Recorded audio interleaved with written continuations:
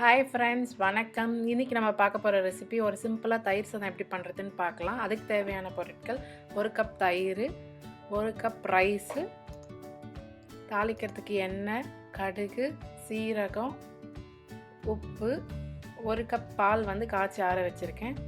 கார்னிஷிங்காக ஒரு 1/2 கேரட், ஒரு 1/2 cup grapes,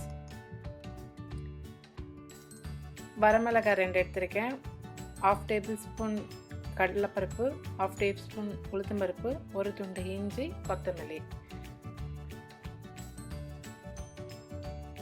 முதல்ல அந்த சாதத்து கூட நம்ம எடுத்து வச்சிருக்கிற தயிரை மிக்ஸ் பண்ணிக்கணும்.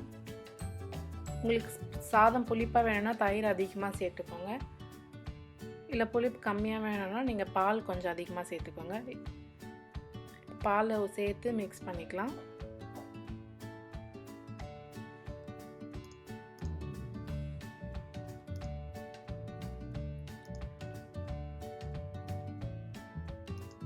இப்போ இது கூடவே நம்ம உப்பு சேர்த்துடலாம்.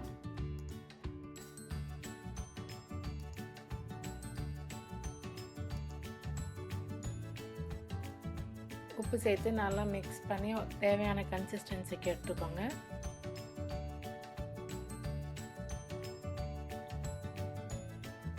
இப்போ தாளிச்சிடலாம் வாங்க. அடுப்பில் ஒரு பேன் வச்சுட்டு 2 டேபிள் ஸ்பூன் எண்ணெய் சேர்க்குறேன். எண்ணெய் காஞ்சதும் 1/2 டேபிள் ஸ்பூன் கடுகு, நம்ம ஆல்ரெடி எடுத்து வச்சுருந்த இந்த வரமிளகாய், கடலைப்பருப்பு, உளுத்தம்பருப்பு, இஞ்சி எல்லாத்தையும் சேர்த்து வதக்கிக்கலாம்.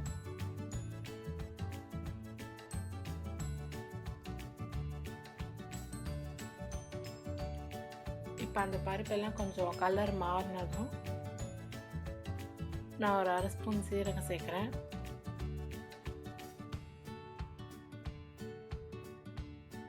இப்போ நம்ம தாளித்து வச்சுருக்கிறத அந்த தயிர் சாதத்து கூட சேர்த்துடலாம்.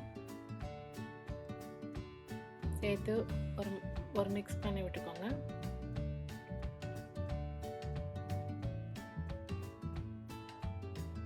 இப்போ நான் துருவி வச்சுருக்க கேரட் கொஞ்சம் சேர்க்குறேன், கிரேப்ஸ் கொஞ்சம் சேர்க்குறேன். பொமோகிரானட் இருந்தால் கூட சேர்த்துக்கலாம், இன்னும் நல்லா கலர்ஃபுல்லாக டேஸ்ட்டாக இருக்கும். நம்ம கொத்தமல்லி இலையை தூவி சர்வ் பண்ண வேண்டியது தான். நம்மளோட சுவையான தயிர் சாதம் ரெடி ஆயிடுச்சு. தேங்க்யூ ஃபார் வாட்சிங் ஃப்ரெண்ட்ஸ்.